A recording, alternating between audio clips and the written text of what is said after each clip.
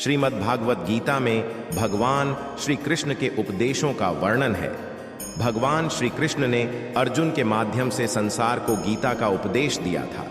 कृष्ण ने अर्जुन को गीता का पाठ तब पढ़ाया था जब उनके कदम महाभारत युद्ध की युद्ध भूमि में डगमगाने लगे थे। श्री कृष्ण के उपदेशों को सुनकर अर्जुन अपने लक्ष्य को पूरा करने की ओर अग्रसर हुए। कहा जाता है कि गीता में जीवन की हर एक परेशानी का हल मिल जाता है। गीता में कही गई श्री कृष्ण की बातें आज भी जीवन में आगे बढ़ते रहने की प्रेरणा देती हैं। ऐसे में किसी भी परेशानी का हल पाने और जीवन में सफलता पाने के लिए गीता की कुछ बातों का ध्यान रखना चाहिए। माना जाता है कि जो भी व्यक्ति गीता की इन बातों का जीवन में अनुसरण कर लेता है वह हर काम में जरूर विजय हासिल कर लेता है।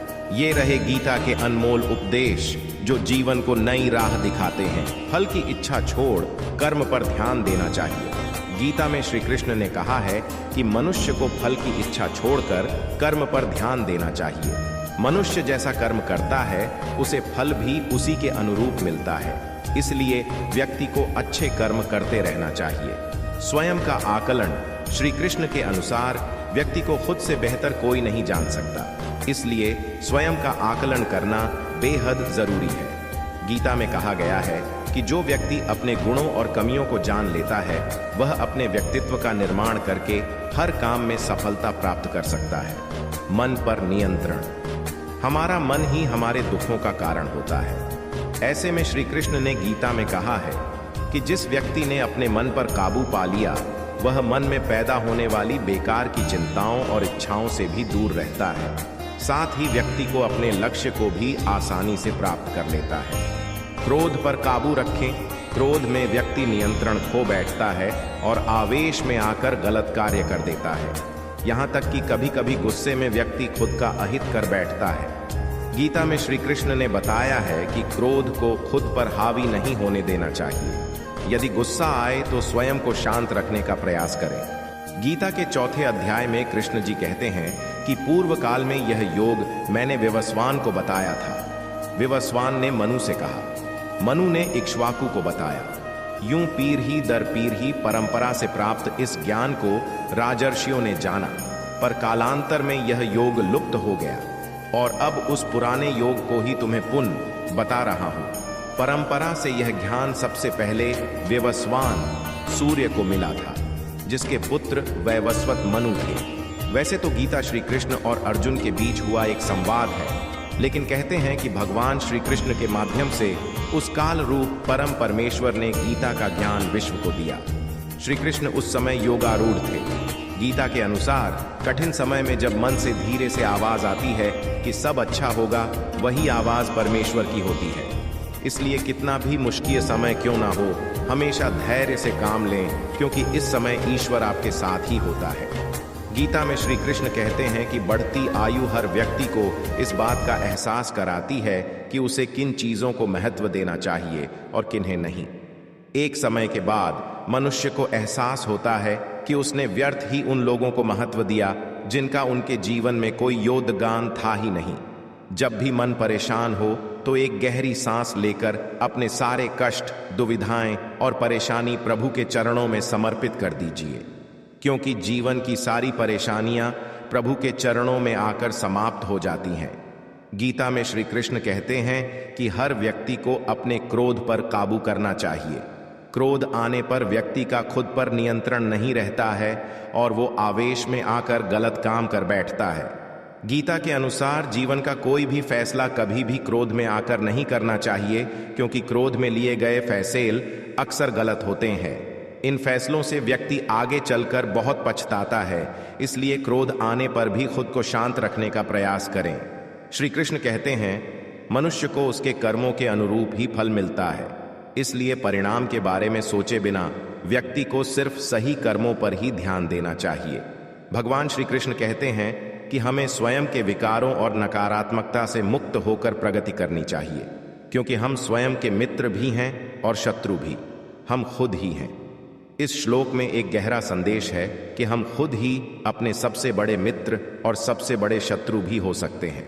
जब हम अपनी आत्मा को नहीं समझते और उससे अलग हो जाते हैं तो हमारे अंदर के सकारात्मक गुण व्यक्त नहीं हो पाते और हमें खुद ही अपना दुश्मन बनना पड़ता है। लेकिन जब हम अपनी आत्मा को समझते हैं और उसके साथ एक हो जाते हैं तो हम अपने भीतर के दुश्मन को पहचान सकते हैं और उससे निपट सकते हैं।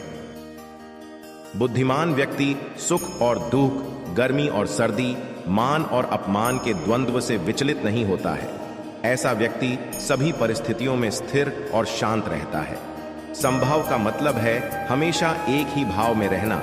यदि आप इसका अभ्यास करते हैं तो आप मानसिक लचीलापन, भावनात्मक स्थिरता और आंतरिक शांति को विकसित कर सकते हैं। यह हमें आवेगपूर्ण प्रतिक्रिया करने के बजाय स्पष्टता और बुद्धिमत्ता के साथ कार्य करने, सुविचारित निर्णय लेने में भी मदद करता है।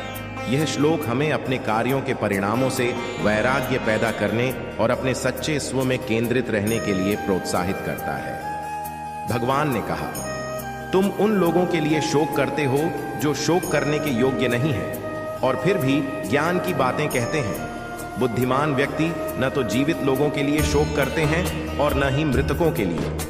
भगवत गीता का यह श्लोक निडरता और दृढ़ संकल्प के साथ अपने कर्तव्य को पूरा करने के महत्व पर जोर देता है। यह सिखाता है कि जब ईश्वरीय इच्छा द्वारा निर्देशित और धार्मिकता के साथ तालमेल बिठाया जाता है तो सफलता सुनिश्चित होती है।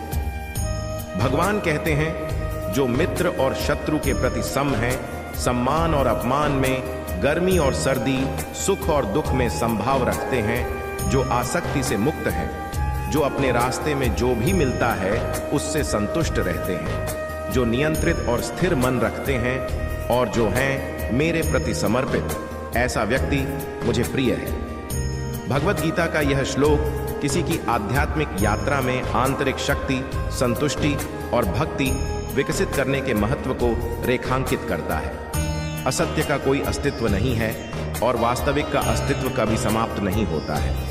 सत्य के दृष्टाओं ने दोनों के स्वभाव को समझकर एक ही निष्कर्ष निकाला है। यह श्लोक हिंदू दर्शन का एक मौलिक सिद्धांत है जो शाश्वत वास्तविकता और भौतिक संसार, माया के बीच के अंतर पर जोर देता है।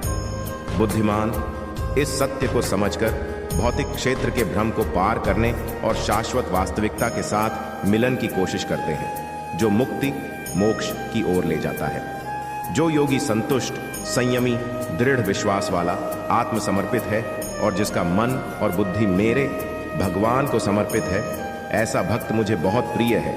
यह श्लोक ध्यान और भक्ति के अभ्यास में संतोष, समर्पण और दृढ़ता के महत्व पर जोर देता है। इन गुणों को विकसित करके और परमात्मा के प्रति समर्पण करके एक योगी आध्यात्मिक प्रगति प्राप्त कर सकता है। हमारे सब्सक्राइबर्स हमारे लिए एक परिवार के सदस्य की तरह हैं, तो कृपया आप भी हमारे परिवार का हिस्सा बनें और चैनल को सब्सक्राइब करें। हमारा वीडियो पूरा देखने के लिए एक्स्ट्रा पावर जोन टीम की तरफ से पूरे दिल से आप लोगों को धन्यवाद।